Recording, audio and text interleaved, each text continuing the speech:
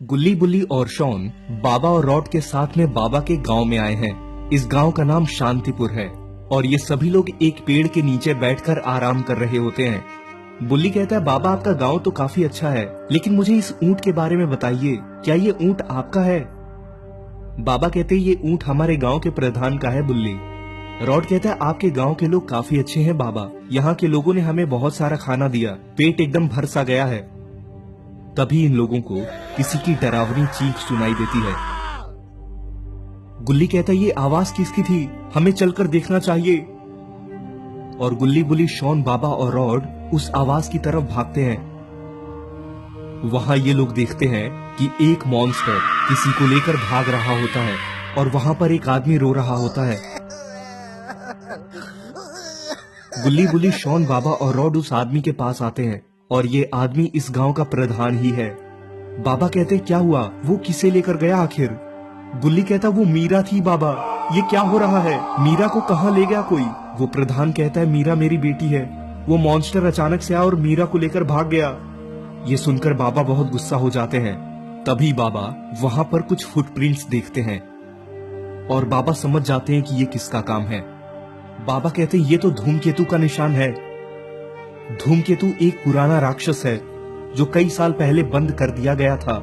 अगर उसने मीरा को ले लिया है तो जरूर कुछ बुरा होने वाला है। गुल्ली कहता है, बाबा धूमकेतु को कैसे रोकेंगे हम? बाबा कहते हैं, हमें क्रिस्टल ऑफ इटर्निटी की जरूरत है। ये एक तरह का जादुई पत्थर है। ये क्रिस्टल धूमकेतु की ताकत को रोक सकता है, पर उसे पाना आसान नहीं होगा।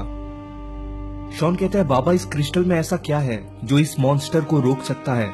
बाबा बताते हैं कि धूमकेतु ने अपनी ताकत के लिए एक क्रिस्टल को छुपा दिया था और अगर उस क्रिस्टल को कोई पा लेता तो वो धूमकेतु को रोक सकता था और हमें उस क्रिस्टल को पाना होगा। और गुल्ली बुल्ली, बाबा, शॉन और रॉड निकल जाते हैं उस क्रिस्टल को ढूंढने के लिए। इस क्रिस्टल ऑफ इटर्निटी को पाने के लिए इन लोगों को एक पुराने और खतरनाक जंगल से गुजरना होगा जहां कई सारे मॉन्स्टर्स और मैजिकल क्रिएचर्स इनका इंतजार कर रहे हैं। बाबा कहते हैं, इस जंगल के अंदर बहुत सारे खतरे होंगे, पर अगर तुम सब मेरे साथ रहो तो हम ये रास्ता जरूर पार करेंगे। और ये सभी लोग उस जंगल के अंदर जाते हैं। इस जंगल के अंदर इन लोगों को एक अजीब सी शांति महसूस होती है, लेकिन ये शांति बस दिखावा थी। तभी इन लोगों को किसी की जोर से गुर्राने की आवाज सुनाई देती है और एक बड़ा सा रॉक मॉन्स्टर उनके सामने आ जाता है। वो मॉन्स्टर कहता है, अगर तुम मेरे जंगल में आए हो तो तुम्हें मेरा सामना करना होगा। बुल्ली कहता है, ये क्या मुसीबत आ गई बाबा? शॉन कहता है, हमने पहले भी ऐसे मॉन्स्टर्स को हरा दिया है, चलो इसको भी समझाते हैं। उस रॉक मॉन्स्टर ने इन लोगों पर एक पत्थर से हमला कर दिया और गुल्ली बुल्ली, रॉड, शॉन और बाबा पीछे जाकर गिर जाते हैं। और ये रॉक मॉन्स्टर इस बार और भी बड़ा पत्थर फेंकता है, लेकिन बाबा अपने लेजर से उस पत्थर को तोड़ देते हैं। रॉड कहता है, ये मॉन्स्टर काफी ज्यादा स्ट्रॉन्ग है, हमें इससे बहुत ध्यान से फाइट करनी पड़ेगी। बाबा कहते हैं, शॉन, रॉड, तुम दोनों अपनी जगह पर सही हो। गुल्ली बुल्ली, तुम दोनों अपने दिमाग का इस्तेमाल करो। तभी गुल्ली और बुल्ली को एक बहुत बड़ा पत्थर दिखाई देता है और ये लोग उस पत्थर की ओर भागने लगते हैं।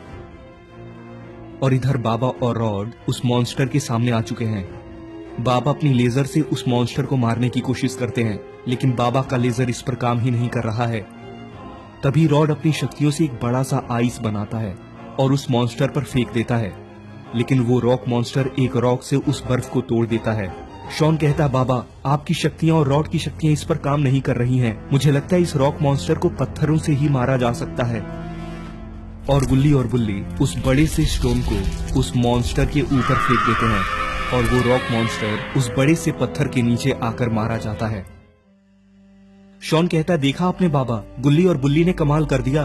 बाबा कहते हैं, बहुत अच्छे गुल्ली और बुल्ली, बहुत अच्छा दिमाग लगाया तुम दोनों ने।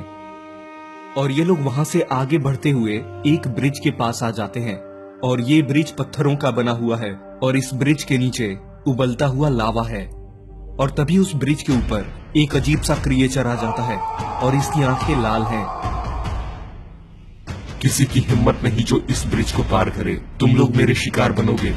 गुल्ली कहता है, हम यहाँ पर जीतने आए हैं, हारने नहीं। बाबा कहते हैं, ये काफी डेंजरस है, मुझे लगता है ये इस ब्रिज की रक्षा करता है। और वो मॉन्स्टर इनके पीछे आ जाता है और अरे इसने तो गुल्ली और गुल्ली को धक्का मार दिया। बाबा ये देखकर सदमे में जा चुके हैं। लगता है ये मॉन्स्टर इन लोगों को नहीं छोड़ेगा। तो दोस्तों क्या होने वाला है आगे की स्टोरी में? क्या ये सभी लोग इस मॉन्स्टर से बच पाएंगे और क्या ये लोग मीरा को बचा पाएंगे?